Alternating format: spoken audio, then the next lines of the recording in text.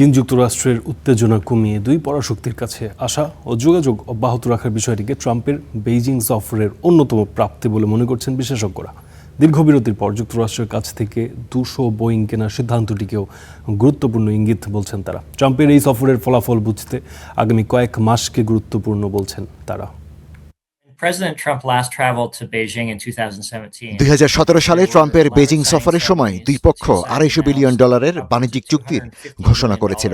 এবারের ফলাফল সেই তুলনায় অনেকটা ম্লান। কোনো চুক্তি স্বাক্ষর অনুষ্ঠান হয়নি, চীনও কোনো বড় বিনিয়োগের ঘোষণা করেনি, বরং নির্দিষ্ট কিছু চুক্তি বাস্তবায়িত হবে এমন প্রত্যাশা প্রকাশের দায়িত্ব প্রেসিডেন্ট ট্রাম্পের ওপরই ছেড়ে দেওয়া হয়েছে। আমার মনে হয় ফলাফলের অনুপস্থিতিটা তাৎপর্যপূর্ণ এবং এটা 2017 সালের তুলনায় যুক্তরাষ্ট্র ও চীনের ক্ষমতা ভারসাম্যের পরিবর্তনকে ইঙ্গিত করছে। আমার মনে হয় প্রেসিডেন্ট শি জিনপিং প্রেসিডেন্ট ট্রাম্পকে খুব স্পষ্টভাবে বোঝাতে চেয়েছিলেন যে তাইওয়ান ইস্যু যুক্তরাষ্ট্র চীন সম্পর্কের একটি মৌলিক ভিত্তির বিষয়।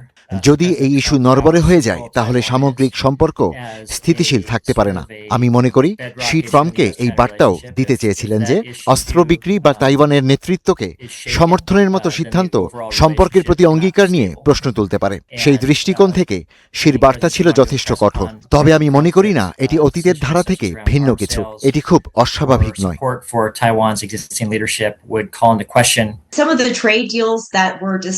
এই সফর কিছুটা হলেও যুক্তরাষ্ট্র চীন সম্পর্কের গতিপথ পরিবর্তন করেছে বা অন্তত নরম করেছে। বিশেষ করে ট্রাম্পের প্রথম প্রশাসনের সময় চীনের বিরুদ্ধে অনেক কঠোর বক্তব্য দেয়া হয়েছিল।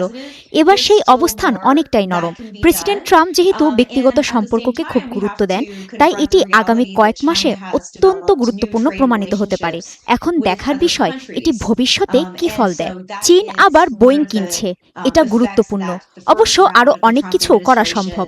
প্রযুক্তি খাতে যুক্তরাষ্ট্র ও চীনের মধ্যে অনেক রপ্তানি নিষেধাজ্ঞা রয়েছে, ফলে বিমান খাত পুরো বাণিজ্যিক ধাঁধার একটি অংশ। প্রযুক্তি নিয়ে আরও অনেক বিষয় ছিল যা তেমনভাবে আলোচনা হয়নি। যদিও এখন চীনকে এনভিডিয়ার কিছু চিপ কেনার অনুমতি দেওয়া হয়েছে, যা ইতিবাচক পদক্ষেপ। তবে কোম্পানিগুলো এই বিষয়ে কোনো প্রতিশ্রুতি দিয়েছে বলে এখনো শুনিনি। দুই দেশই বাস্তবে কোনো ধরনের ছাড় দেয়নি, যদিও কিছু লেনদেন প্রক্রিয়াধীন রয়েছে। তবে শীর্ষ নেতাদের মধ্যে ভালো সম্পর্ক বজায় রাখা গুরুত্বপূর্ণ ছিল। আমি মনে করি প্রেসিডেন্ট ট্রাম্পের সঙ্গে সফরে যাওয়া প্রযুক্তি খাতের নেতাদের জন্য এটি গুরুত্বপূর্ণ ছিল যে তারা যেন দেখাতে পারেন তারা যুক্তরাষ্ট্রের অর্থনীতির একটি গুরুত্বপূর্ণ অংশ। আমার মতে এটি ছিল যুক্তরাষ্ট্রের একটি গুরুত্বপূর্ণ বার্তা।